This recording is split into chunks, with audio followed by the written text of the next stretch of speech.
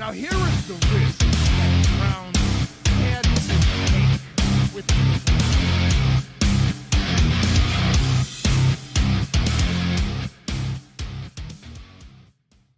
I love you, Cleveland. And I love you, Ohio. And a very pleasant welcome to this week's version.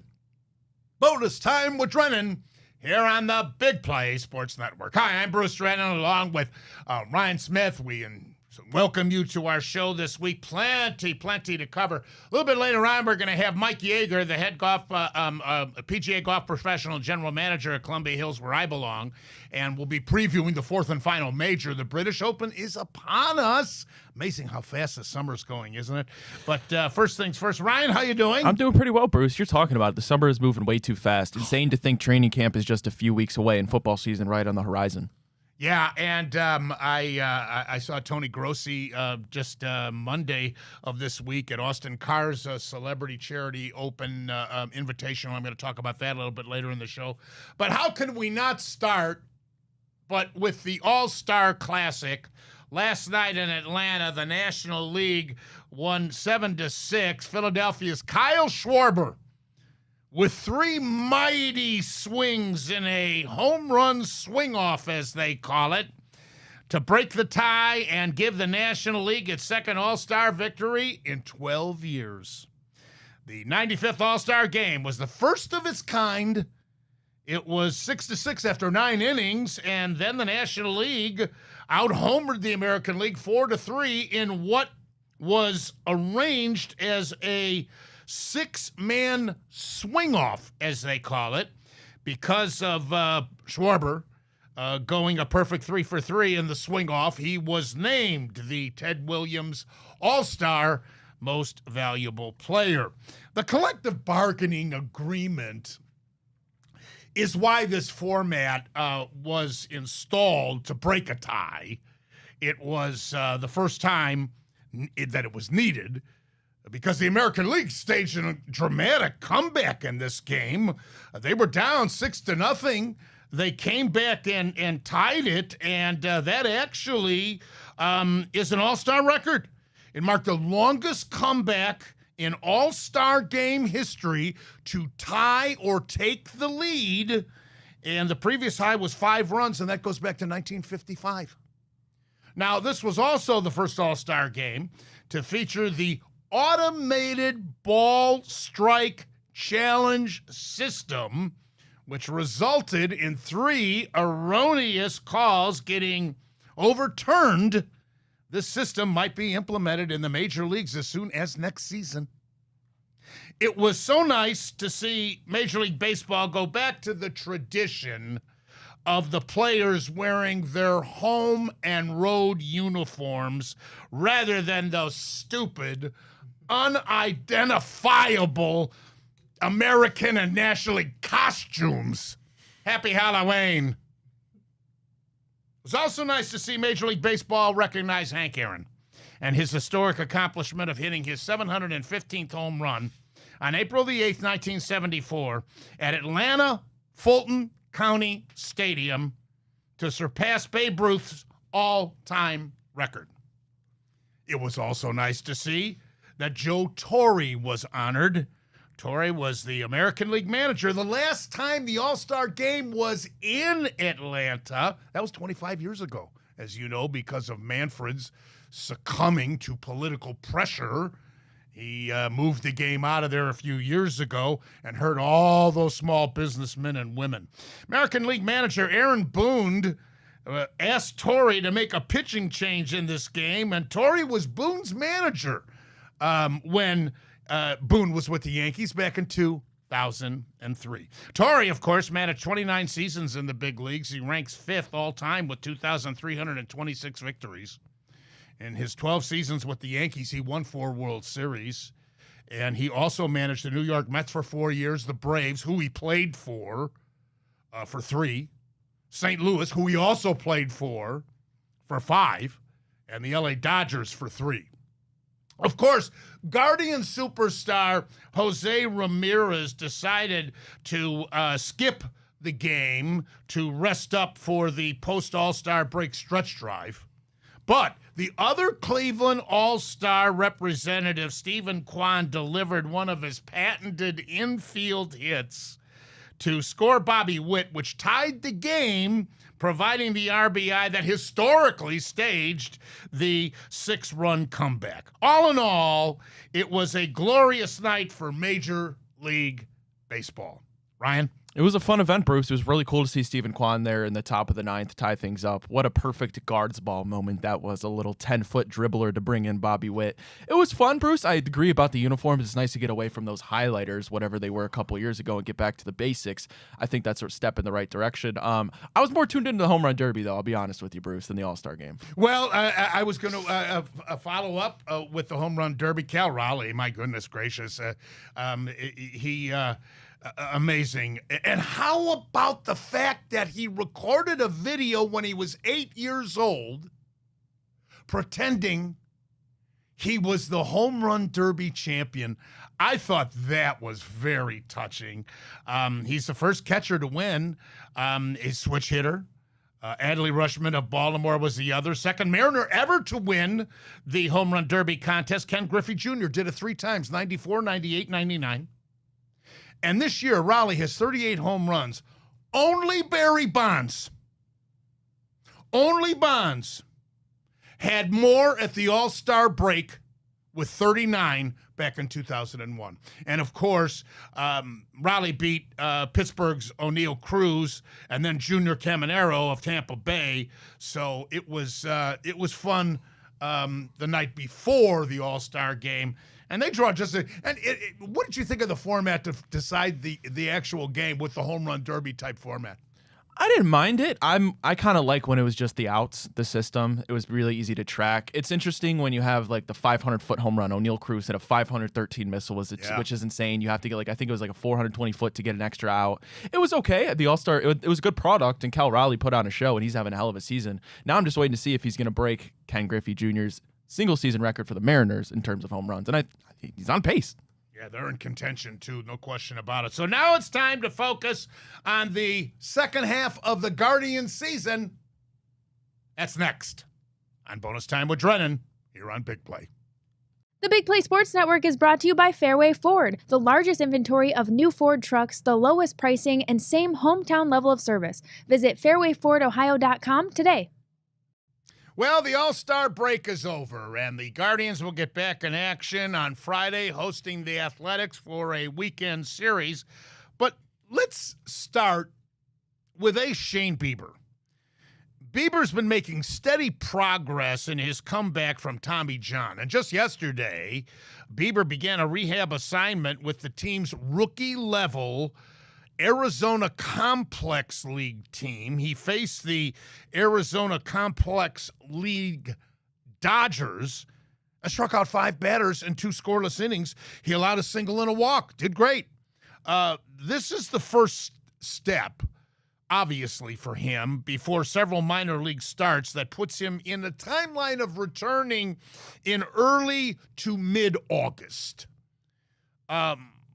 Our rotation without Bieber this year posted a 4.25 ERA through the month of May. That ranked 23rd in the major leagues out of 30 teams. Since June 1st, the rotation has a 3.80 ERA, which ranks 8th in the major leagues. Now, even though the news about Bieber is encouraging, there's bad news on the Cleveland injury front. A highly touted prospect, Chase DeLauder, hurt his wrist and is out indefinitely. Relief pitcher Paul Sewald is likely out for the rest of the season. Gabriel Arias has a left ankle sprain. Lane Thomas, right foot injury. Relief pitcher Trevor Stephan, reconstructive surgery. Relief pitcher Hunter Gaddis, right hand soreness. And infield prospect Juan Brito with a left hamstring. There are other injuries as well. The bottom line is this. Cleveland is 46-49, 12 games behind division-leading Detroit, and more importantly, 4.5 games out of the wild card berth. Now, 4.5 games behind in the wild card is a lot. when it comes to the wild card, as I've explained before, not only are you trying to catch New York, Boston, and Seattle, the three front runners, but you are also competing with Tampa Bay, Texas, the LA Angels, Minnesota, and Kansas City. All these teams are in front of Cleveland. Realize everybody's knocking everybody else off on a daily basis. And the math just doesn't favor the Guardians. Is it possible? Of course it is. But Cleveland would have to play at a 600+ percentage, and all the other contenders would have to struggle big time. The math is just against us. The facts are this. The odds of Cleveland making the playoffs are only 10%. They have the sixth highest odds, trailing Cincinnati at 10.7%, Kansas City 11.3%, Texas 17.3%, Minnesota 22.6%, St. Louis 23.4%. This represents the teams on the fringe of the wild card berth from both leagues. So, in my opinion, it's either time to trade Santana or stand pat. Don't do anything before the deadline. Don't trade Clase. Don't trade Kwan. Let's prep for 2026. And as I've said before, with Bieber back next year, I can easily see Cleveland winning the division. I don't see the front office bringing up the kids until September now. So the clock, so to speak, doesn't start ticking on their free agency status. So just sit back and enjoy what's left of this season and look forward to what could be a very good 2026. Don't expect any miracles between now and the end of the year. Ryan. Backs are certainly against the wall, Bruce. It's going to be an uphill battle.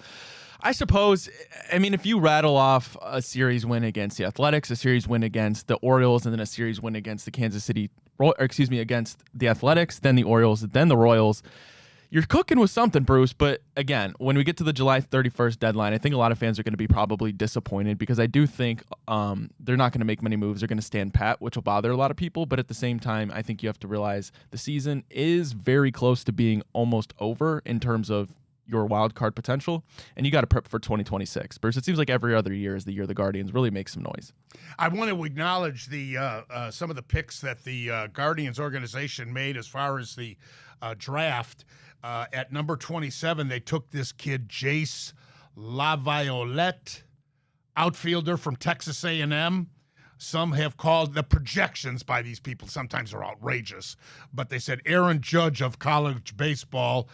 His negatives is that he strikes out too much, so they'll have to work with him in that regard. At number 64, we took a shortstop from Tennessee by the name of Dean Curley, 6'3", 218. He hits for both the average and power. At 66, Aaron Walton, outfielder, Arizona, 6'3", 219. He's got power. At 70th, right-handed pitcher Will Hines from Lauren Park, Canada. And at 101, Nolan Schubot, outfielder from Oklahoma State. He's got power, 6'5", 220. And then finally, with his win against Colorado, Terry Francona became the 13th manager with 2,000 victories in 24 seasons. Managed Philadelphia 97 to 2000, Boston from 04 to 11 with 2 World Series championships in 04 and 07. Cleveland from 2013 to 23 won the American League pennant in 2016.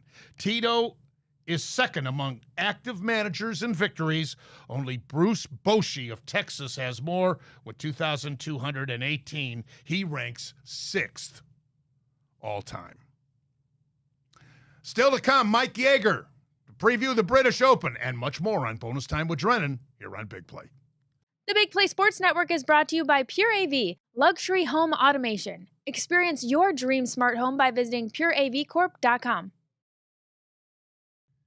What is with Quinshon Judkins? Come on. Arrested On July 12th at 9 in the morning, in reference to a delayed battery charged with a misdemeanor, battery domestic.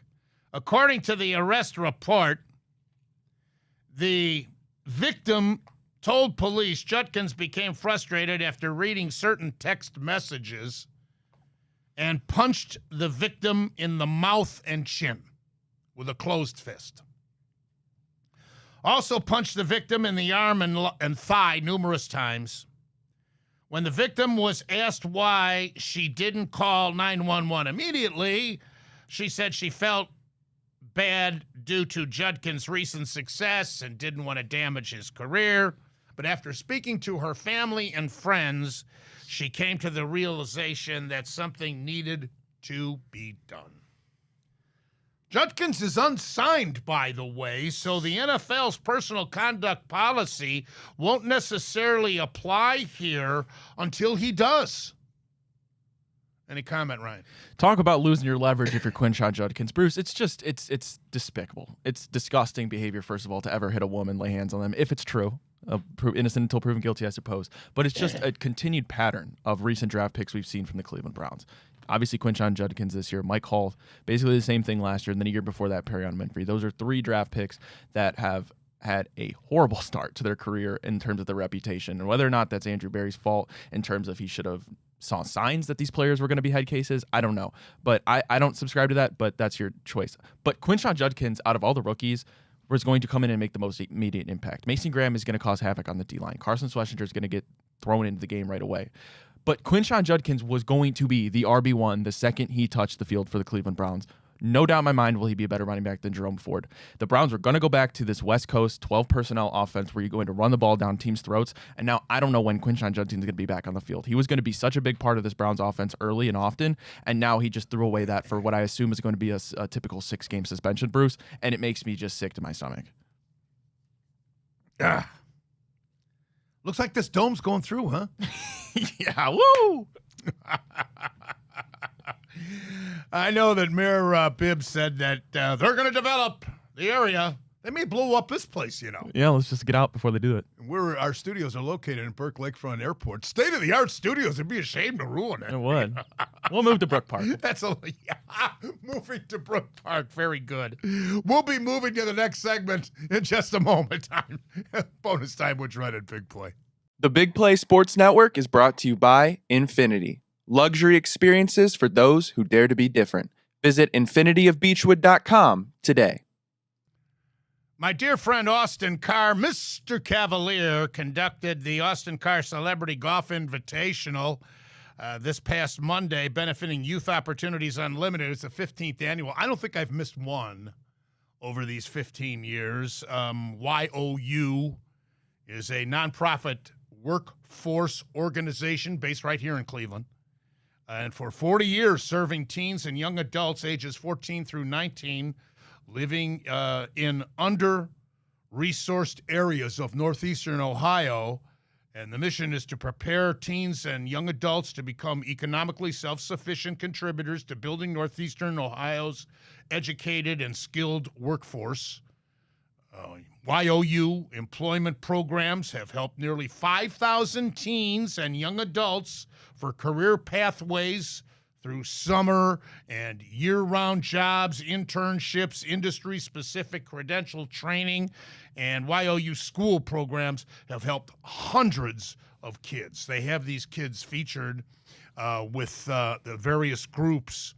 I want to acknowledge my group, great guys, Jim Bartolone, Shane Rominski, Mike Baird, and Dave Wagner were the four guys that they put me with. And those kids will come with 2-3 carts. The kids will drive with the celebrity who's driving a individual cart. And they're fascinating young men and women, and it's a great cause that Austin has put his name to for all these years. My team finished at 14 under. We were 7 on the front, 7 on the back, but we were in 4th place, just out of the money. But a great, worthwhile cause and a great time had by all at Quail Hollow this past Monday.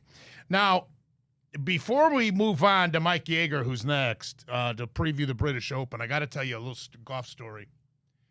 I play in several leagues. You know, I'm a member of Columbia Hills, but I play in several public leagues. And last Friday, in my public league, I don't want to mention the individual's name to embarrass him, but he has a temper, and he's a great golfer.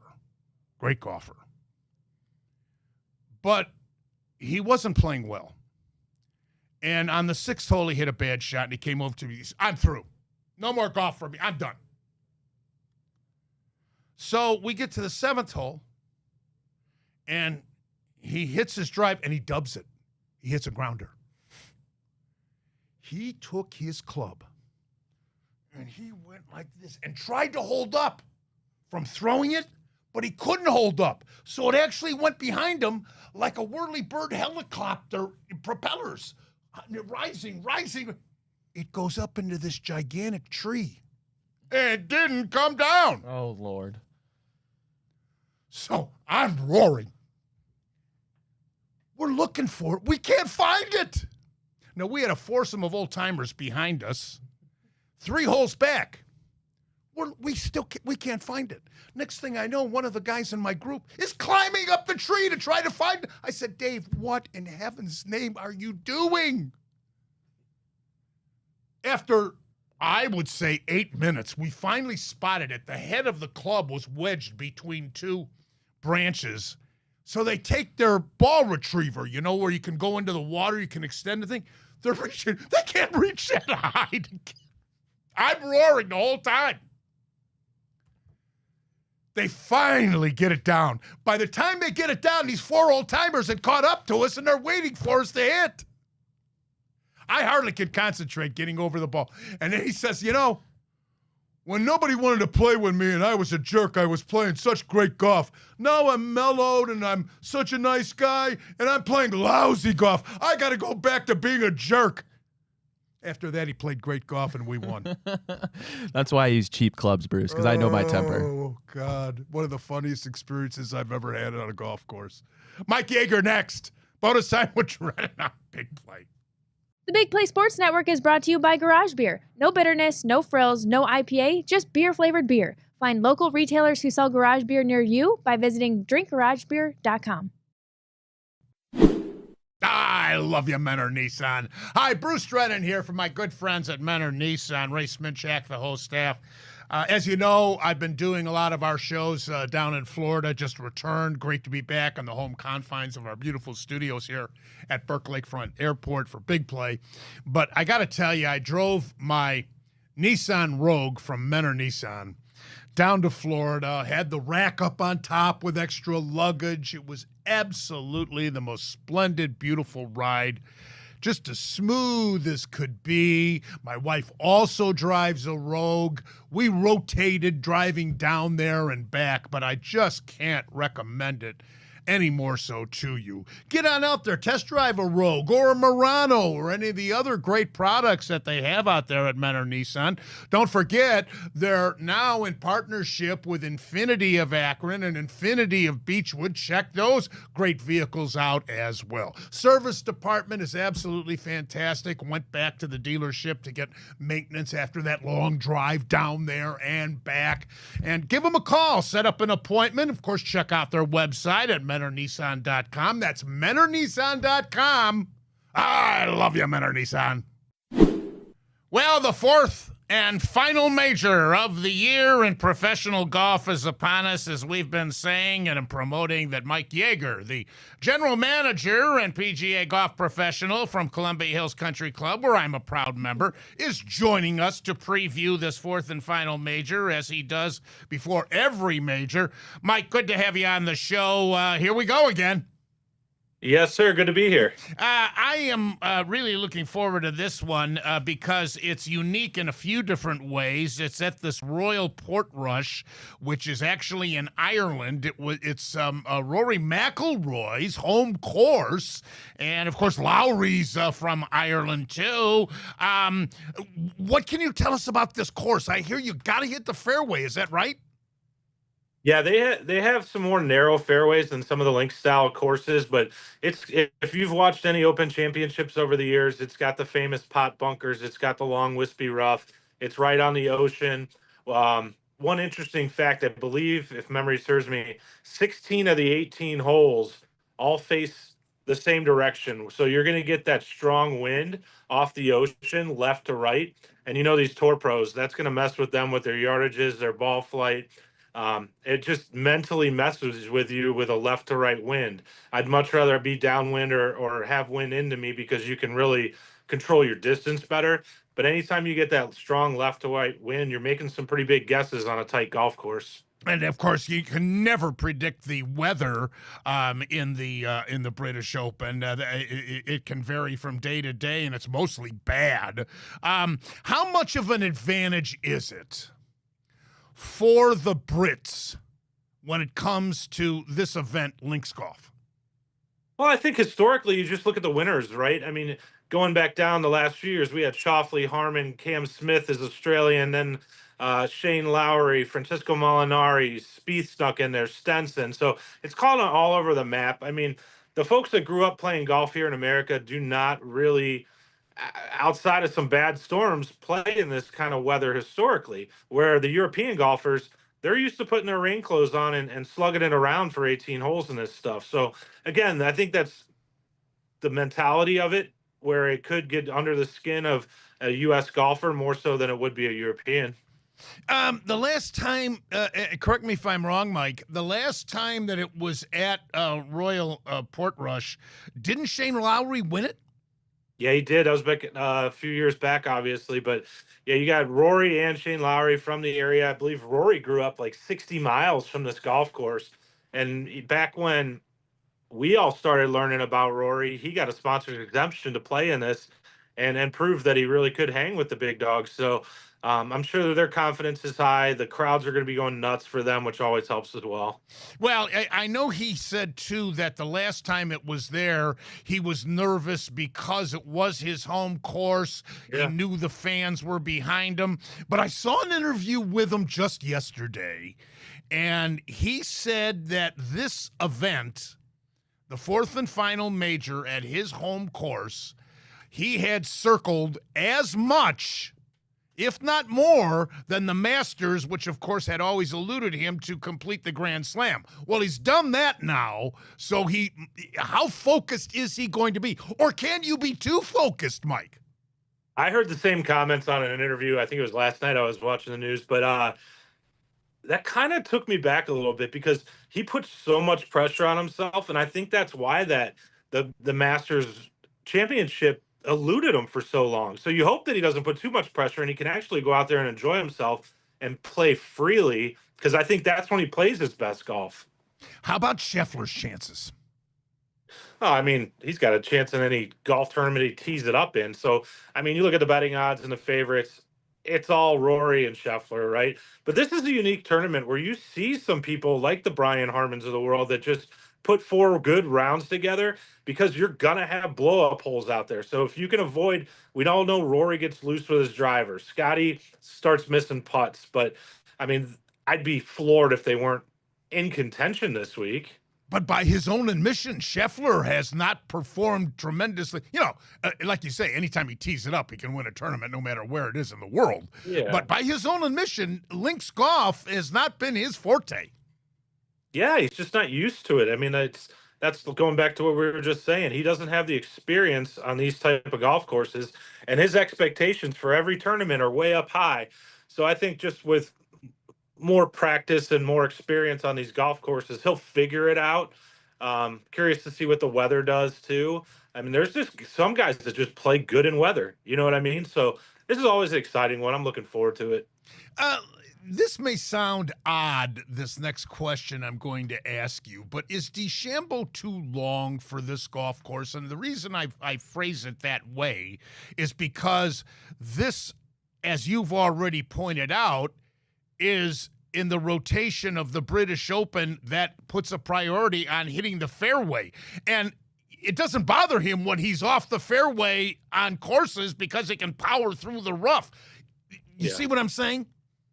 Yeah, I agree with you. So, I mean, Bryson's game is smash it and find it, right? So now you're going into the gorse grass and crazy stuff over here, where his strength out of that rough, he can get away with it sometimes, but definitely not always. I always go back to when I was younger watching Tiger Woods. He was one of the longest on tour, but he was smart. He would hit that flighted little stinger. We didn't even know what a stinger was. But on these types of fairways where they're dry and he knew the contours of them like the back of his hand, he would hit a very controlled, flighted tee shot out of the wind and just run it. Or he carried a 1-iron back in the day, too. I'm sure you remember that. Yeah. Thing would barely get 10 feet off the ground. It'd roll out 280. The golf course is only playing, I think, 7,300 yards. To us, that's very long. But you have to remember how far the ball is rolling on these, if you find the fairway. So I think he needs to play smart. I mean, if he doesn't need a 350-yard drive. He needs to find the fairways. How about a couple of guys that have not yet won a major? They're very celebrated, and I'm talking about Oberg and Hovland. Love them both, especially both the way they're playing right now. I think you and I have talked about it at great length about Hovland doing the swing changes, and that goes back to the mental. And then Fleetwood hasn't won on the PGA Tour, but he's come so close.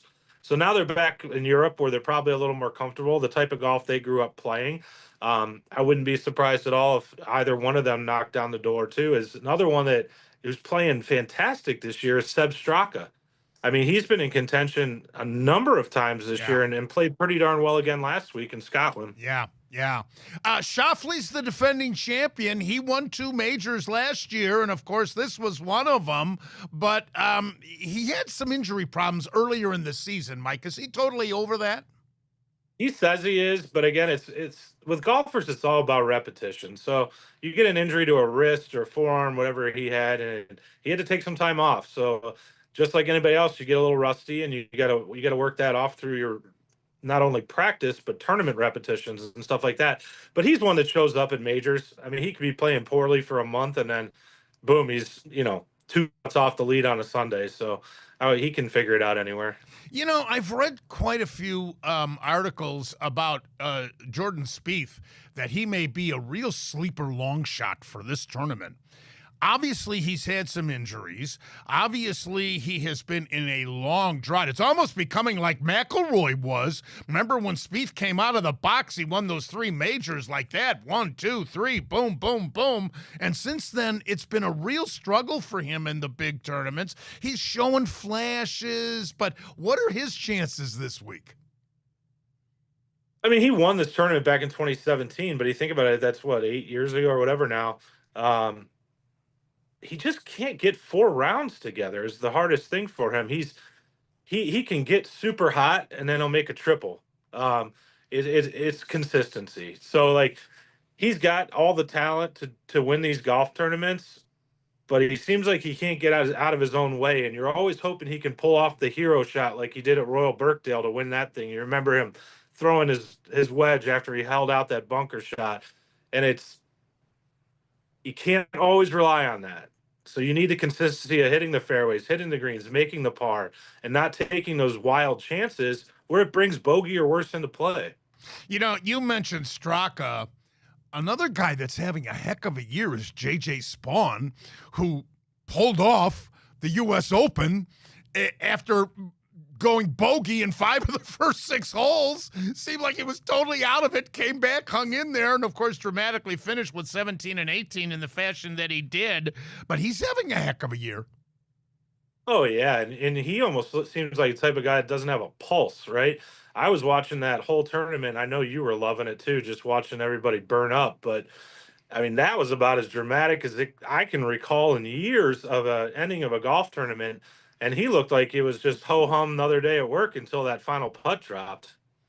Matsuyama is always a threat. I have the utmost respect for this favorite of the Japanese nation. They have a true superstar in him. He has won a major, and just when you think that you have handicapped these major tournaments very efficiently, there's Matsuyama in serious contention. Yeah, he hangs around a lot. For him, historically, it's been his putting. He's pretty darn consistent tee to green. Um, if he's able to start rolling in those 10-footers like he did at Muirfield a few years back, that's where he can separate himself a little bit. But watch his putting. If his strokes gained on the greens go up, he's gonna be in contention. Now, here's two guys I'm going to throw at you that are underachievers. One of them has won a major, but the other has not even, I won't say not come close, but really far and few between. Ricky Fowler and Dustin Johnson. Oh boy, you nailed two of them there. Ricky's tough. He's such a fan favorite, and he's such a likable guy. I don't know if he just peaked. I mean, he was such an excellent young amateur golfer through the college ranks at Oklahoma, Oklahoma State, and then it seemed like he hit a plateau in his performance, and everybody else kind of surpassed him. And he's made a lot of money on tour, and you'll still see his name pop up, but I don't trust him to win anything major like this. But could you get a flash in the pan? Maybe. DJ, we've talked about before as well. I don't know how much he loves golf. I don't know that he ever did. I think he'd rather be on a boat fishing. But it paid well. And he got a big bag of money from Live Golf. So, I mean, I don't know how much he's golfing anymore. We've seen his name here and there, but I would be absolutely shocked if he was in contention. I'd take Sergio Garcia at his age over DJ right now. Oh my, is that a stretch? How much of a stretch is Keegan Bradley? He's had a very good year. He's captain of the American team in the forthcoming. What are his chances? He could sneak in, don't you think? Oh yeah.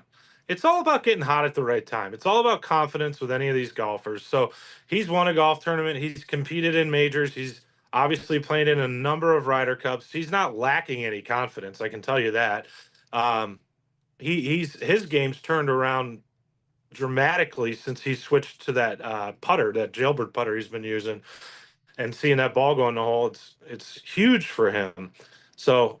And you can also look at what are some of the names we always see pop up at some of these majors? Justin Rose. Would that shock you? Probably not. Even though he hasn't been playing well as of late in the majors this year, I would not be surprised at all if he was in the top 10 going into Sunday. Right. All right, let's come down to it. Who's your pick? Oh, I mean, the easy ones are Rory or Scheffler, so that's not fun. I like Straka, I like Hovland, Oberg, but I'd like to see Victor Hovland love it. I like seeing him. He seems like he really enjoys himself on the golf course, and I think he's deserving of it. And somebody like him, if he finally breaks through and wins a major, there's no telling how many more he can win because we can all recognize his talent. All right, Mike, thanks as always, my friend. It's always fun previewing these majors with you. Boy, the summer's going fast. This is the fourth and final major, Mike. You're telling me. Mike Yeager, General Manager and PGA Golf Professional, Columbia Hills Country Club. Thanks, Mike. All right, see you soon. All right, when we come back, it's time for the Ask Bruce segment. Bonus time with Drennan. Big play. The Big Play Sports Network is brought to you by Lake Spur Marketing, connecting your brand to the right customers. Visit lakespurmarketing.com today. Ryan, my buddy would kill me if I mentioned his name on the air. You better not do that then. But I'll tip. But guys, there's many that are watching and listening that know who I'm talking about. God love them. All right, fire away. Ask Bruce. Alrighty, first one. Hey, Bruce, can you predict the next first-time All-Star in Cleveland? The Guardians, of course. Kifus or DeLauder? How's that? There we go. I like that. Because they're going to be up here. They're going to be up here before Bazan. Maybe not. Bazana may be up next year. He's back anyway. That's good. He was hurt earlier this summer. Well, speaking of Travis Bazana, hey, Bruce, do you think Bazana will see AAA baseball this year to qualify for the Arizona Fall League? Oh, I think he's a very real possibility if he comes back from this injury, healthy and hitting the way he can and playing all around, learning what it's like to be a professional player. Yes, I think that's very feasible, and he certainly has the talent. Everybody, all the opposing team scouts wanted him. Alrighty, hey Bruce, with a couple setbacks for Shane Bieber, what are your expectations for when he returns? Have they changed at all after the setbacks? Well, he's going to be on a pitch count. He'll be on a regimented pitch count to start with. So, assuming he does come back in early or mid-August, he'll get 3-4 starts, perhaps, maybe 5. But he'll be on limited pitch count where they could possibly extend him into the month of September. They'll still keep a real close eye on him, but the fact is, let's prepare him for 2026. I'm telling you, I am extremely confident that the Guardians can come back and win this division next year if we have these kids develop that have this power. DeLauder, Kaifas, Manzardo, who's already up here. All these kids have to develop further and display more power. Obviously, you keep Kwan, you keep Jose, and we need more on a Naylor or whoever's going to be the catcher, let's face it. Alrighty, hey Bruce, what was your favorite home run derby in your lifetime? You know what? You're going to be amazed by this, but there was a show in black and white when I was a kid hosted by the great Mel Allen, the former voice of the New York Yankees. This is so far before they ever did this as a feature of the All-Star Game. It was a produced television show, like I say, in black and white with Willie Mays, Hank Aaron, Mickey Mantle, Ernie Banks, Roberto Clemente, Harmon Killebrew, all the great power hitters of that era, and I'll never forget it. I looked forward to it every single week. But I think it's become a very popular feature for the Major League All-Star Game, and I'm glad it's here, and I'm very glad the fans love it so much. Alrighty, flip over to football a little bit. Hey, Bruce, is it fair for fans to criticize Andrew Berry for the recent Quinshon Judkins mishap because it's become a pattern for the Cleveland Browns? That's a tough one. He's not the only general manager that takes chances with guys that have a little baggage. So I don't want to be too harsh on Barry for this, and I would say no, cut him some slack. What I don't understand is passing on Hunter. If that comes back and haunts the Browns, I mean, again, the bottom line to me, how many touchdowns is this Graham going to score? How many? Hunter's going to score a ton his career. I've heard some people say, I don't think he's going to be that good. I don't gamble anymore except on pool and in my golf, but am I tempted with those? All right, that's all the time we have for this week's version of Bonus Time with Drennan here on the Big Play Sports Network. I'm Bruce Drennan. On behalf of Ryan Smith, you have a great week. We look forward to next week's show. And until then, as always, and most importantly, you remember, I love you, Ohio. And I love you, Cleveland.